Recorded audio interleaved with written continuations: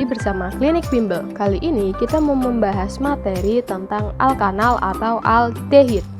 Nah, nama babnya adalah gugus fungsi. Baik, kita langsung mulai saja. Yang pertama, kita akan mengenal tentang tata nama IUPAC. Tata nama IUPAC. Kita kenali terlebih dahulu gugus fungsinya. Jadi rumus gugus fungsinya itu adalah R, C, O, H. COH itu adalah rumus dari alkanal atau aldehid. Nah, untuk penomoran, nomor 1 dimulai dari C yang bagian COH-nya ya. Nah, ini dimulai dari nomor 1, dimulai dari COH karena kalau menentukan rantai terpanjang, kita harus melewati gugus fungsi dari senyawa tersebut. Kalau di sini kan kebetulan sedang membahas aldehid atau alkanal. Jadi gugus fungsinya COH, maka C ini dimulai dari yang nomor 1. Kemudian jangan lupa akhiran ana itu nanti akan berubah menjadi anal. Contohnya butana menjadi butanal, etana menjadi etanal.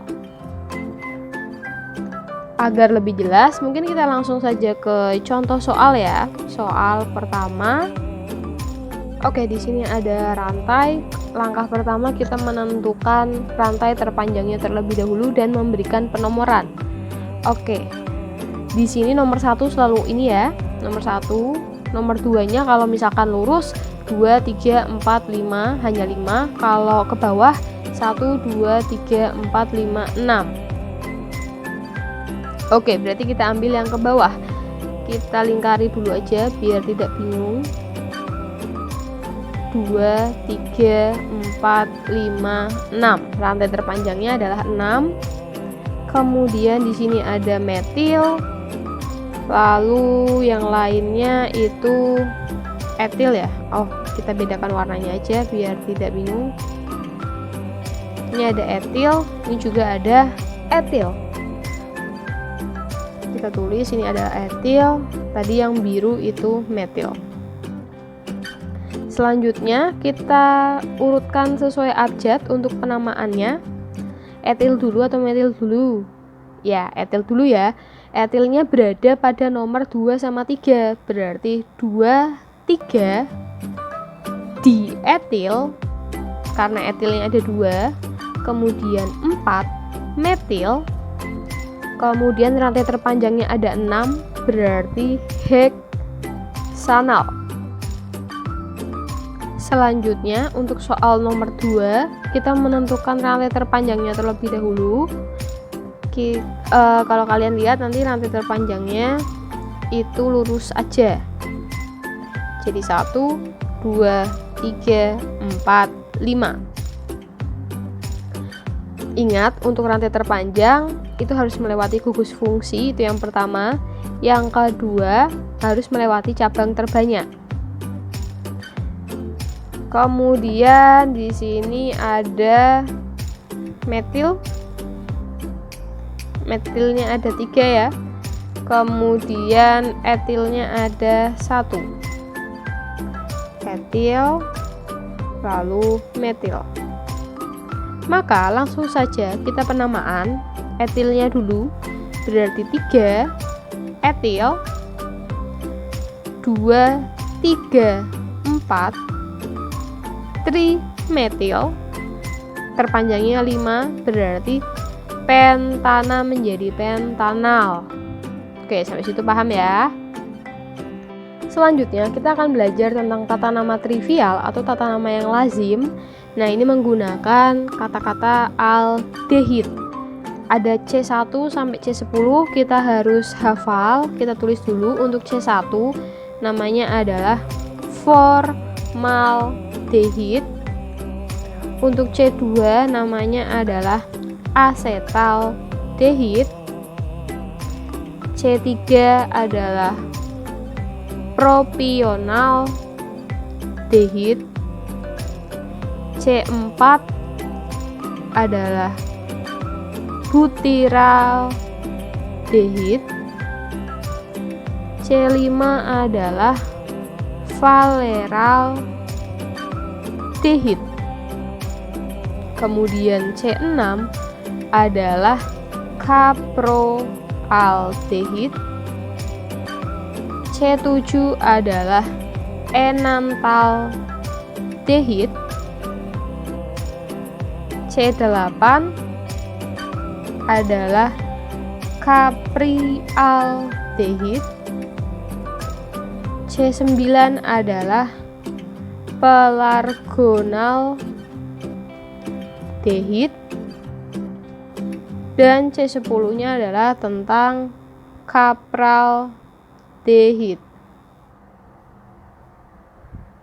Kemudian yang perlu kita perhatikan adalah untuk penomorannya masih sama ya seperti tadi. Untuk gugus COH-nya itu dimulai dari nomor 1. Kemudian kita harus mengganti nomor cabang. Untuk nomor cabang itu ada beberapa yang harus diganti, yaitu kalau nomor 2 kita ganti dengan alfa, 3 kita ganti dengan beta, 4 kita ganti dengan gamma, dan 5 kita ganti dengan theta. Oke, kita tentukan rantai terpanjangnya. Oh, sebentar. Di sini belum dikasih cabang ya. Cabangnya tuh misalkan di sini sama di sini. Oke, kita bisa melihat untuk rantai terpanjangnya yang lurus aja ya. 1 2 3 4 5. Kemudian di sini ada etil, sama di sini ada metil. Kemudian kita mulai memberikan namanya. Yang pertama etilnya dulu ya, nomor 3. Nomor 3 tadi kita harus ubah menjadi beta, berarti beta etil. Kemudian metilnya nomor 2 berarti alfa. Oh sebentar, kita kasih taruh aja di sini lagi. Nah, metil lagi ya, berarti alfanya 2 kali. Kemudian kita kasih awalan di metil. Rantai terpanjangnya adalah 5. C5 itu adalah namanya valeraldehid. Sampai situ paham ya untuk tata namanya. Kita kasih contoh satu lagi. Selanjutnya nomor 2, rantai terpanjangnya tetap yang lurus ya. Kita gambarkan dulu. Oke, nomor 1 2 3 4 5 6.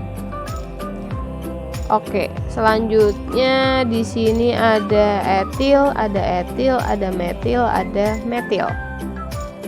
Untuk namanya berarti etil dulu. 2 kita ganti dengan alfa, 3 itu berarti beta di etil. Kemudian 2 berarti alfa, 4 berarti gamma di metil. Rantai terpanjangnya ada 6 berarti caproaldehid. Selanjutnya kita akan belajar tentang sifat aldehid. Sifat aldehid itu bisa ditinjau dari 2 hal. Untuk yang pertama, aldehid dengan C yang sedikit, C sedikit, dia memiliki bau yang menyengat.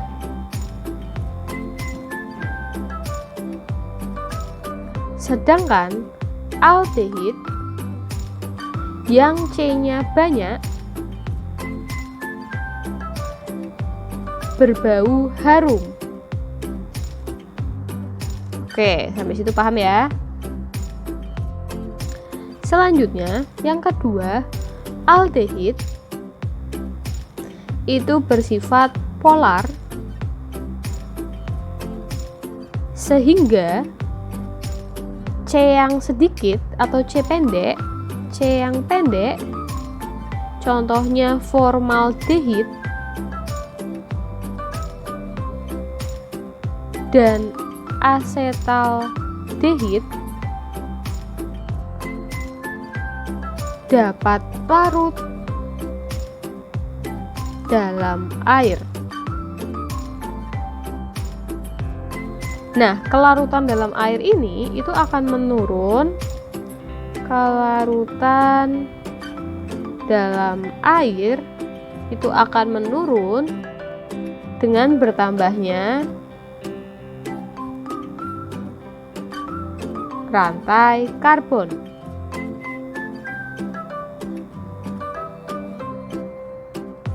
Selanjutnya kita akan belajar tentang reaksi-reaksi yang terjadi pada aldehid. Pertama, reaksi oksidasi aldehid itu akan menghasilkan asam karboksilat. Kita coba gambarkan gugus fungsinya. Ini adalah aldehid, kemudian dioksidasi akan menjadi asam karboksilat. Berarti COOH. Nah, seperti ini. Contoh misalkan CCOH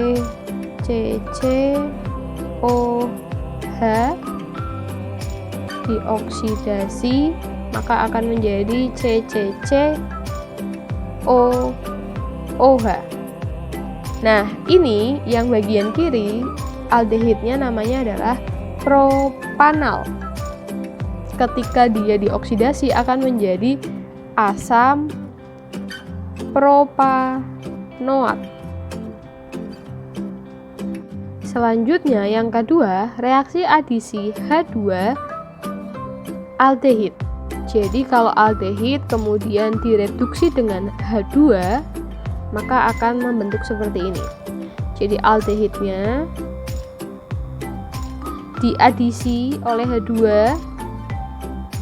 maka hanya itu akan masuk ke sini satu, lalu ke atas satu, sehingga nanti menjadi RCH2OH. Kita langsung ke contoh ya. Misalkan di sini seperti ini, kemudian ditambah H2, maka menjadi CCCOH. Yang kiri namanya adalah propanal, merupakan aldehid. Yang kanan itu adalah 1 propanoat. Jadi ketika diadisi dengan H2 akan menjadi asam asetat ya, atau bukan asam asetat, tapi akan menjadi asam karboksilat. Sama seperti yang oksidasi. Selanjutnya, reaksi yang ketiga itu adalah reaksi aldehid dengan pereaksi tolen. Itu akan menghasilkan cermin perak. Maksudnya gimana? Oke, seperti ini. Aldehid kemudian direaksikan dengan pereaksi tolen. Pereaksi tolen itu adalah Ag2O. Maka dia akan menghasilkan RCOOH. Jadi O-nya nambah ke sini. Plus sisanya kan Ag, tapi ada 2 ya. 2 Ag. Yang tadinya senyawa Ag2O itu berubah menjadi 2 Ag. Nah, 2 Ag ini yang dinamakan cermin perak.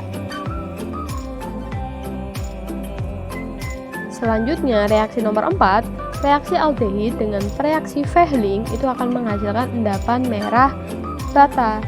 Jadi ada aldehid bereaksi dengan endapan Fehling yaitu 2CuO, maka dia akan menghasilkan RCOOH ditambah Cu2O. Cu2O itu adalah endapan merah bata.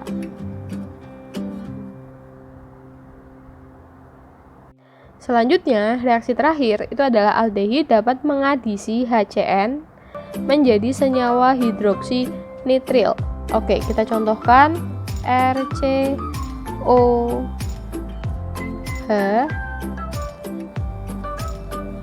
ditambah HCN,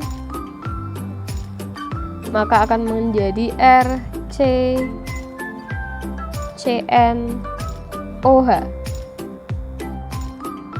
Kalau misalkan di dalam kita contohkan, misalkan CCCOH ditambah HCN, nah nanti HCN-nya ini hanya itu akan ke O, kemudian